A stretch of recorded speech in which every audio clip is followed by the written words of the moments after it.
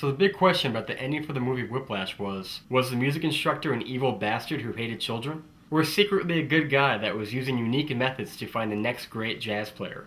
Would Andrew have succeeded had he have not been pushed as far as he was? Of course the answer is a bit subjective, and of course the answer is a little bit of both. Towards the end of the movie, Fletcher goes on to say that he pushed his students as hard as he did because he was in search of one of the world's greatest jazz players. Anthony rebuttals with, "Well, aren't you afraid of discouraging them?" To which Fletcher replies, "A living legend wouldn't be discouraged." Fletcher also tells a story about how there was once a jazz player who was publicly humiliated but came back a year later to become one of the greatest jazz drummers of all time.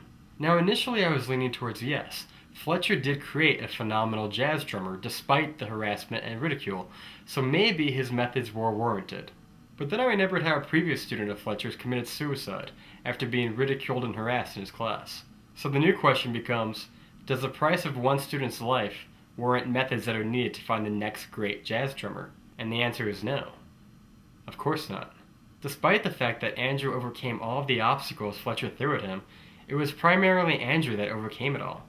Fletcher had no way of knowing that he would return to the stage, and even when he did, Fletcher continues to berate Andrew into messing up. In fact, he looks genuinely shocked when he defies him, losing any credit to the idea that it was all part of Fletcher's master plan.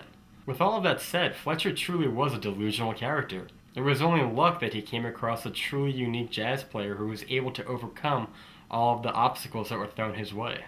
If anything, Fletcher found the most resilient musician alive, not necessarily the most talented. Therefore making Fletcher a character with no morals and definitely no good intentions, just delusions.